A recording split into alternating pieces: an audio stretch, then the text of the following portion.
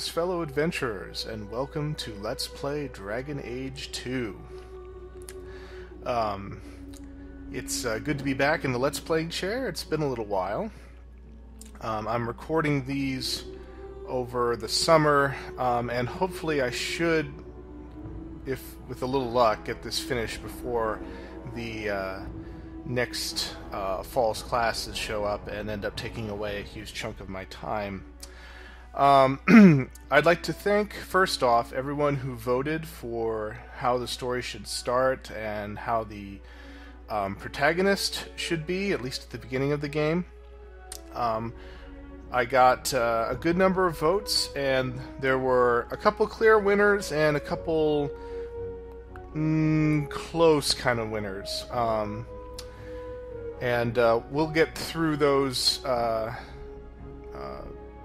pieces of information as we create the character and begin the story.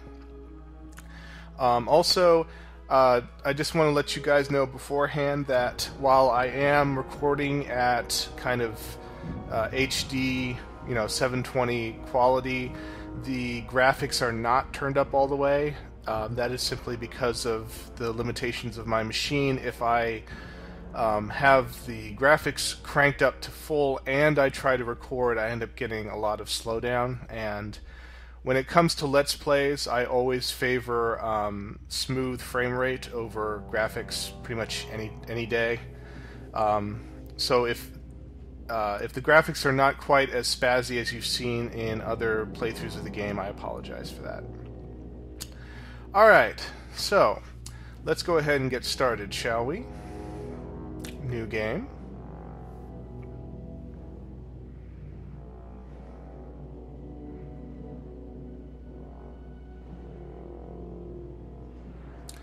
Alright, character select. So this was one of the things which I allowed you guys to choose. We're in a slightly more confined character space than we were in the original Dragon Age Origins. In Dragon Age Origins, you could choose both the gender as well as the race of your character. It could be any of the three most prominent races in Thedas, which is either human, elf, or dwarf. However, in this case, since they have a character with a specific background, you are restricted to only being human.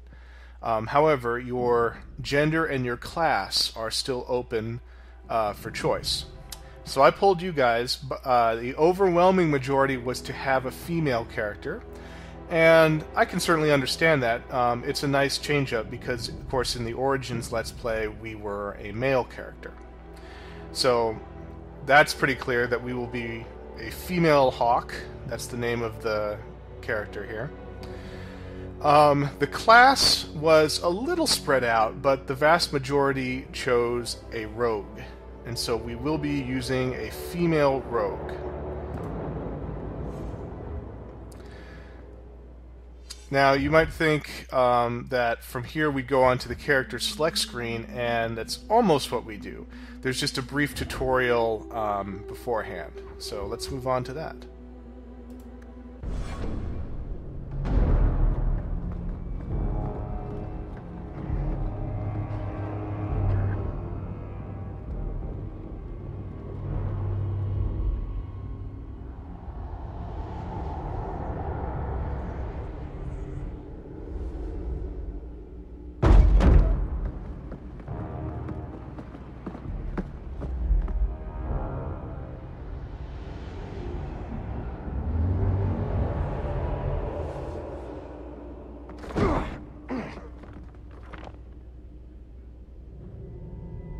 Had gentler invitations. I am Cassandra Pentecost, Seeker of the Chantry. And just, what are you seeking? The champion. Which one? You know exactly why I'm here! Time to start talking, dwarf. They tell me you're good at it. What do you want to know? Everything. Start at the beginning.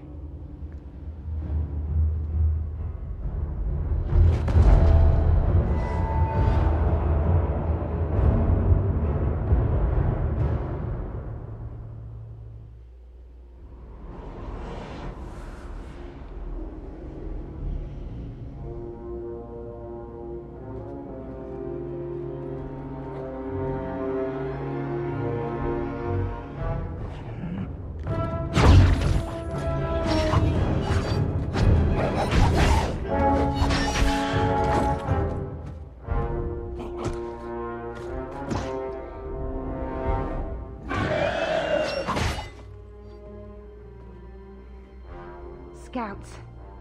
We will have to fight them sooner or later. Then we make our stand here. Prepare yourself.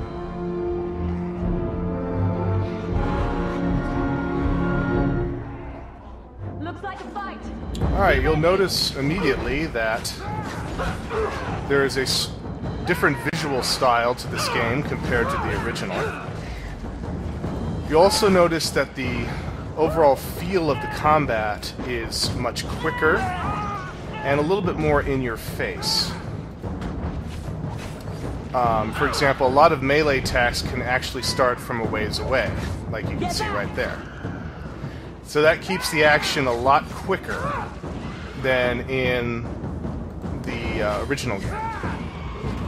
Also, since this is a tutorial, you'll notice that I'm pretty godlike in my strength, and my health regenerates automatically. This is definitely not something that we'll see for at least a long while. We can't keep this up forever. Also, of course, another big difference is that the main character is fully voiced. So you guys don't have to worry about me doing the voice of a female character anymore. Or just doing any voices, period. Also, we have a dialogue wheel here. This is something that was taken from the BioWare's Mass Effect series. But one thing that they iterated on, which I think is a slight improvement over the Mass Effect series, is that not only do they do what's in Mass Effect, which is give you the general gist of what the character is going to say instead of exactly what they're going to say, so you can get just a quicker read on how you want to respond. But also, in the middle of the dialogue wheel is these icons, which give you a general feel of the tone. And I think that's definitely an improvement from a storytelling point of view. So, for example, here we have a mallet, like a judge's mallet, and this is something, a statement that is very definite and very judging. A very confident statement. The context can vary, but that's the general tone. Here you can see the laughing mask. This is either a humorous or a sarcastic statement. And here we have the angel wings with the halo. This is a kind of good or very traditionally heroic statement. Now, these choices at the very beginning of the game actually give the overall tone of your character through many situations in the remainder of the game. A lot of throwaway comments that you don't necessarily choose with the wheel are flavored by what you initially choose here for at least the first couple dialogue choices. And so that's why I wanted to poll you guys as to what kind of general hero you wanted. And by a slight majority, the choice was a more traditional heroic figure. So for the first few dialogues here, we're definitely going to go with the traditional hero. And then as we go along, we can start to change things up as the situation calls for it. We'll make it through this, together. Here they come. Shall I deal with them? And of course, sometimes when you see this icon here, this means allow one of your companions to take center stage. Any choice that has the crossed swords is a dialogue option that ends with entering into combat or performing some very lethal move. All yours, sister.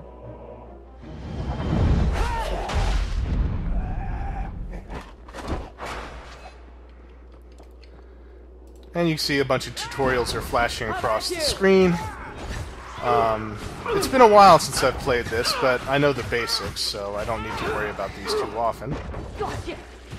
You can pause at any point just by pressing the spacebar, and especially for those who prefer a little bit more strategy in their gameplay, you're going to be using this key a lot, because then you can enter in a whole bunch of commands simultaneously.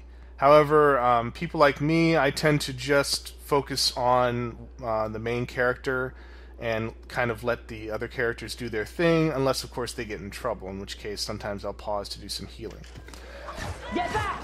Also, you'll see in the bottom are a number of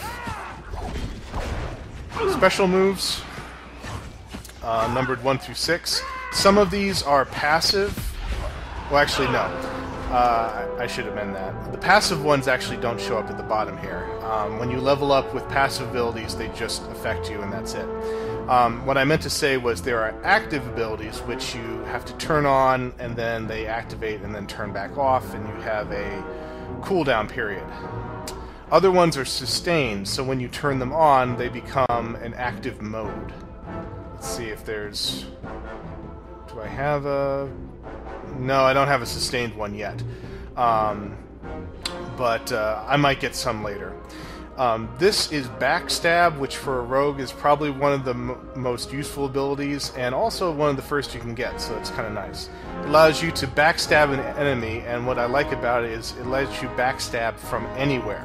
Because no matter where you're facing, you'll end up being behind them for the move. Like so. So, no matter where the rogue is, they will get in backstab range. It's not necessarily directly behind them, but it'll be kind of generally behind them. It's all you need to do as a rogue to initiate backstab damage. And that's even if you don't use the specific backstab ability. Just by being behind them, at least somewhat, you will greatly increase your damage as a rogue. Don't worry about it. All of the basic tropes are here, so if you know how to play the warrior, the striker, rogue, or the mage, you're pretty much got it in hand.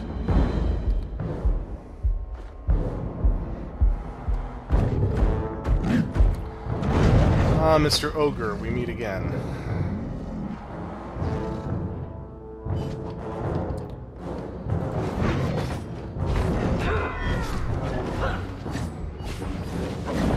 And again, since this is the tutorial, we can completely kick its butt.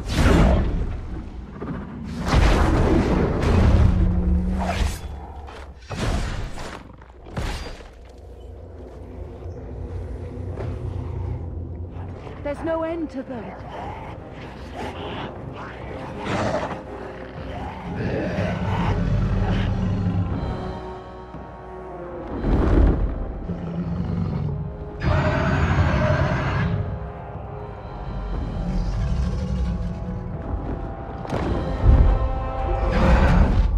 Bullshit. That's not what really happened. Does that not match the story you've heard, Seeker? I'm not interested in stories. I came to hear the truth.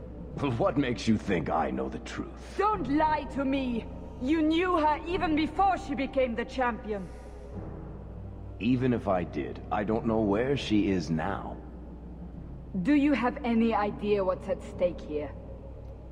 Let me guess. Your precious chantries fall into pieces and put the entire world on the brink of war. And you need the one person who could help you put it back together. The champion was at the heart of it when it all began. If you can't point me to her, tell me everything you know. You aren't worried I'll just make it up as I go?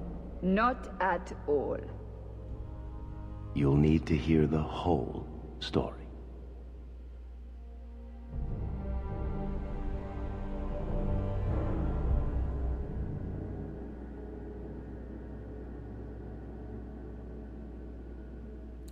Alright, so this takes us finally to our character selection screen.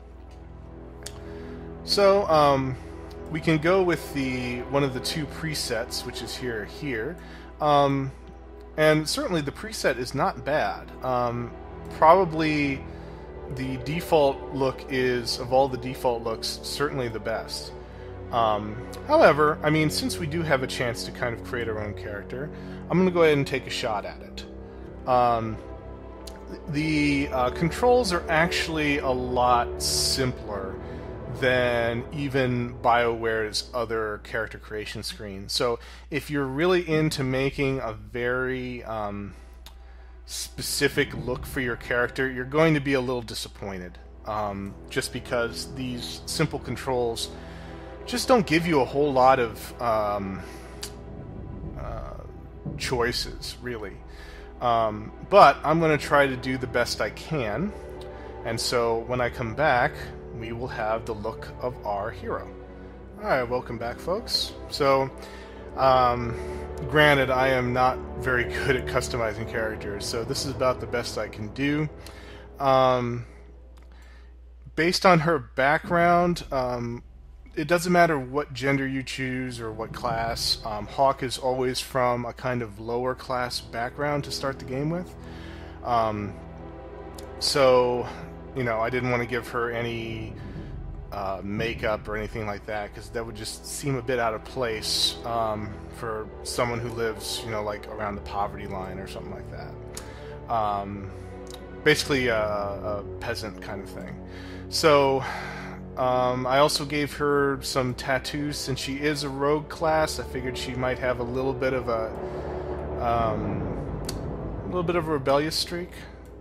And of course, I always like to give one feature that really kind of distinguishes the protagonist from the other characters. So in this case, I chose very, very bright eye color. Again, just so that she kind of stands out in the crowd a little bit. Hairstyle, again, very simple, not elegant. That's not really her background. But one of the things that's nice, that's different from the original game, is that instead of traversing a whole amount of geographical area, the story spans a sizable amount of time. And so I intend to kind of subtly change her appearance here and there as large amounts of time pass, just to give it just a little bit extra touch of realism. But for now, that's going to be it. Also, based on your initial preset that you use to define the look of your character, we'll also slightly adjust the appearance of her family members so that they match a little bit better, which again is a nice little touch. So after you customize your person to how you like, you go ahead and adjust the character portrait. So let's have her look a little bit more towards the camera. And let's change the background. I usually like to use red. That's just one of my favorite colors. Alright, and give her a name. Again, the surname, just like in Origins, is fixed. So we can change the first name to whatever we want. So I'm going to use Oriana, just because I just think it's a pretty name. But just like in Origins, the first name never comes up. So this is simply so that you can distinguish one save game from another save game, basically. So they're just labeled with whatever you named your character as a first name. Just like in Mass Effect, everyone refers to you by your surname. Also, this is pretty much the extent of the customization. Once you choose a class, you do not choose at the beginning of the game any set of skills. Instead, that's done simply as you level up. So there's a lot of less upfront work for the character customization, which again can be good or bad depending on your mode of gameplay. For someone like me, it's not a big deal.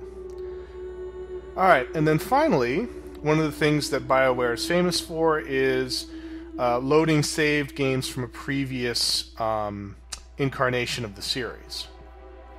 So here it comes with 3 built-in histories that you can use, and it gives you the gist down at the bottom of the screen there as to what goes on. But since we have played Origins before, it's always nice to simply load in your particular save. So I'm going to do that. It switches to the save games that are in the Dragon Age Origins place. So I'm going to choose... Let's see, I need to find the right one here. Let's see. It was in April and May, yeah. I think it's this one. Okay, so this was the one where we ended off with Warden Vexus and Morgan going through the Illuvion into whatever was beyond it, together reunited as lovers, and Morgan saying that she was going to eventually show Vexus his son. So let's select this one. And again, once you choose a character, you can choose different points in your save game. So you don't necessarily have to complete the whole game in order to use one of these as a background for this game. Whatever you have not done yet, it will simply take the default of whatever you haven't accomplished yet. So again, let's see. Yeah, I think this is the one. It's the autosave to 20. Yeah, this should be it. So when you confirm it, it'll give you... Oh, hold on, let me go back here.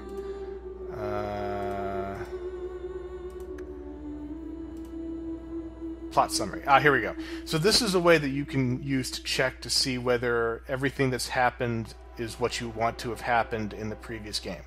So if we click this, here's what we have.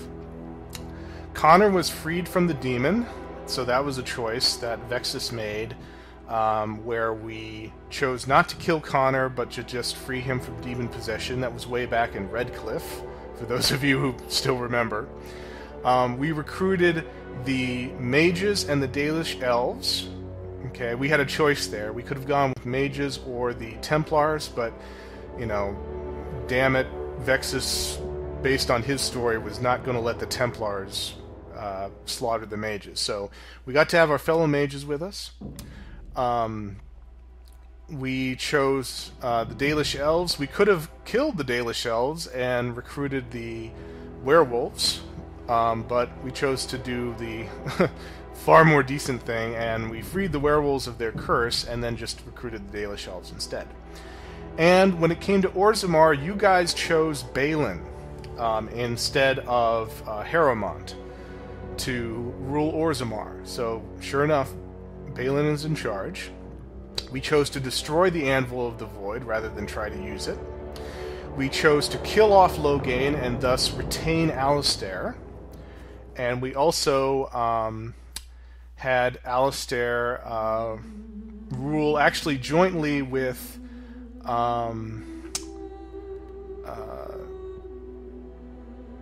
oh shoot, her name escapes me. This is just how long ago it's been since I played this.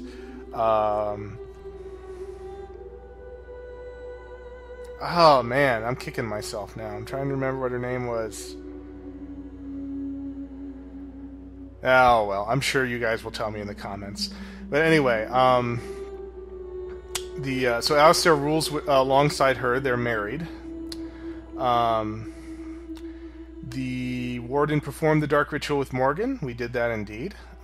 Again, to make sure that neither the Warden nor Alistair had to sacrifice themselves to kill the Archdemon. Vexus killed the Archdemon himself. In the expansions, we saved Amaranthine from the Darkspawn assault, instead of, holding up in Vigil's Keep. We chose not to kill the Architect, so he is alive and somewhere. He helped us defeat the Mother at the end of Awakening. We did do the bonus content and picked up Shale as a companion, and did her quest as well. And we went back to Orzammar and gave King Cailan a proper Ferelden funeral, which means cremation. So he was burned. And finally, the Warden joined Morgan to travel through the Alluvion, as I said before. So this is what BioWare considers all the most major plot points that might affect something down the road. I will say, however, that most of this stuff only tends to pop up in side comments. A lot of them are in the little pieces of lore that you get here and there. Very little of this is going to be mentioned specifically, but every now and then there'll be something. Alright, so now let's confirm. Okay, so we've imported that, and now all that's left is to start the game. Again, for the purposes of Let's Play, and also because I tend not to get really heavy into the strategy combat myself, we're going to leave this on casual mode. So, of course, if you guys play this and you want a challenge, you can definitely up the difficulty here.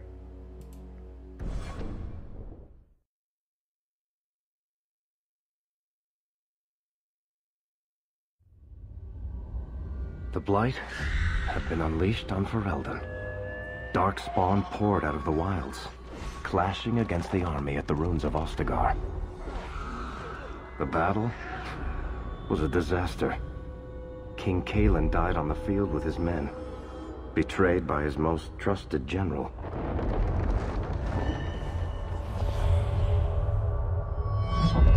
Unopposed, the Horde marched on the village of Lothering. The village burned, and many innocents were slaughtered. The champion's family barely escaped in time.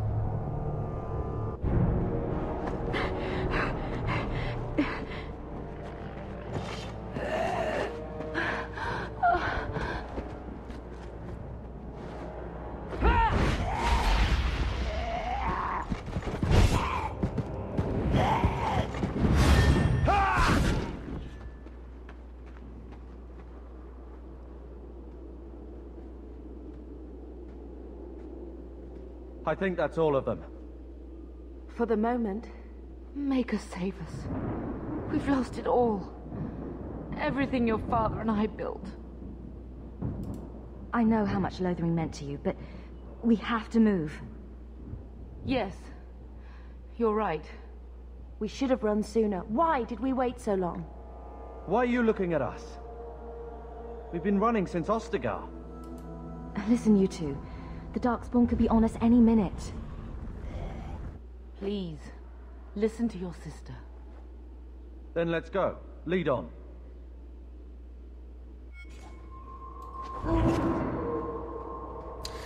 And of course, as always, everyone is more than happy to just have the main character do everything, as far as doing the lead work. Alright, so this is something that is pretty rare, actually in a lot of role-playing games, but it's nice to see here. We have our protagonist and pretty much her entire immediate family, all in one place, not dead, not imprisoned. Her father has passed away, but other than that, you know, here they are. And usually we have to start off as an orphan or, you know, completely devoid of any family members, so it's kind of refreshing. Also, because I bought this game along with a good deal of bonus content, we start off with, again, a Mabari companion, and we will get to name him later. So if you guys have any thoughts on what to name the dog, let me know.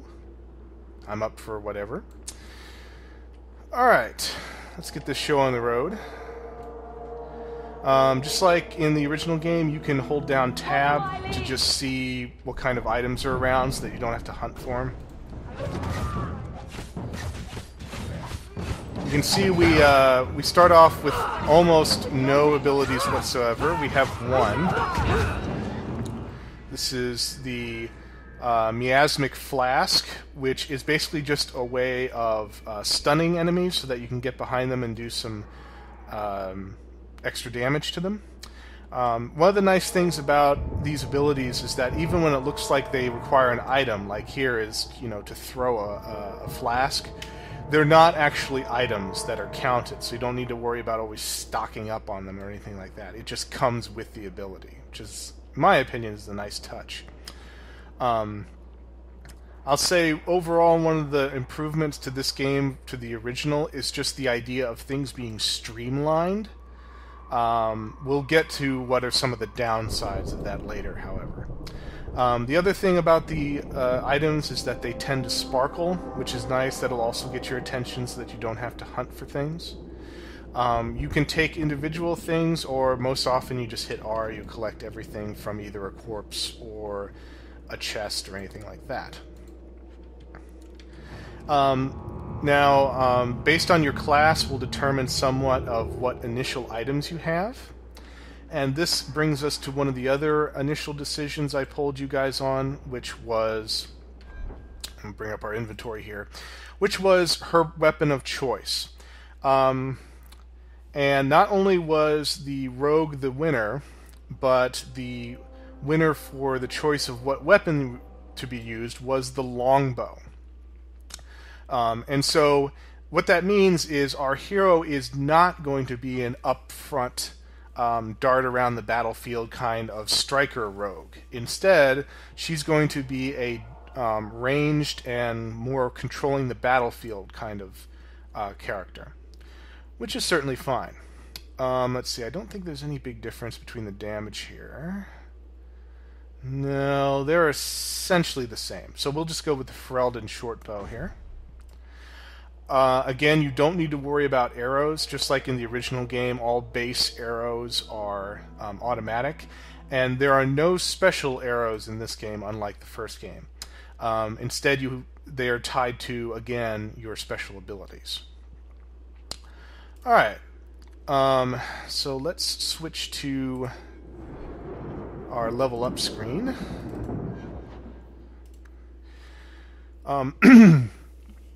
Very similar to the screen in Origins, you have attributes, you have your skills, which in this game are called abilities, and you have, well, I should say that in Origins there were kind of abilities and then skills as separate. Here they're just rolled into one category. And then also, if you're interested in using tactics, and you want your side characters to do very specific things, here's where you can set them up. Alright. Very similar to Origins, what we want to concentrate on as a rogue is dexterity and cunning. Those are the two things that we really, really should keep high. Also, a nice thing to use if you tend to be an upfront fighter is Constitution, because that will just increase your overall health. I'm going to focus my third priority is probably willpower, because that will give us a lot of stamina for us to do our special abilities with. But for now, let's do with 2 in dexterity and 1 in cunning.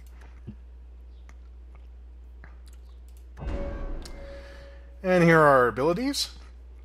The abilities come in general categories, and then you basically just work your way through them, with the later ones requiring certain prereqs.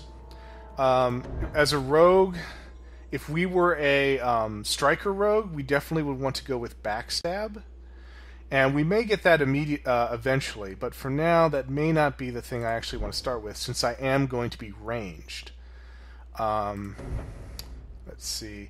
Blindside is really good, but we need to wait till level 5 for that.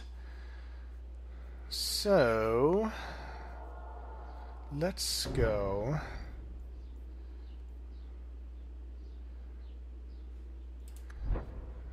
Yeah, we can't do some of these yet because we need to have specialization points. This is all shadow and evading stuff.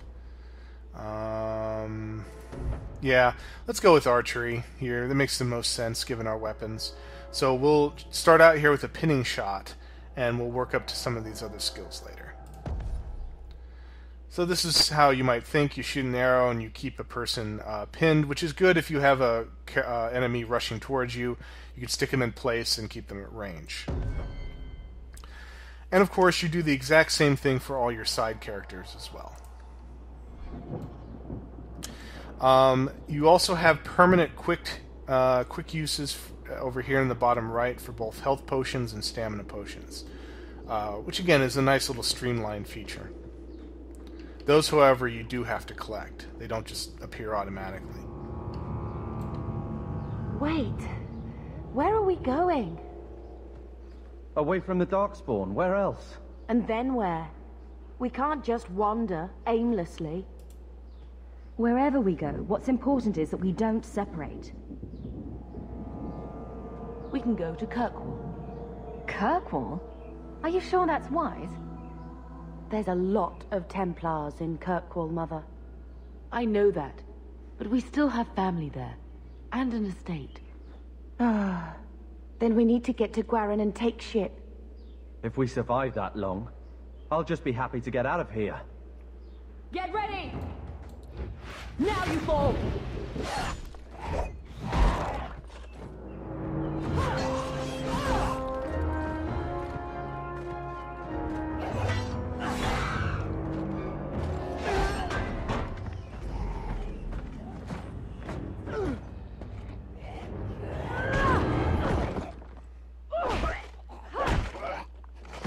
You will not have him! Damn. They will not have you. Not while I breathe.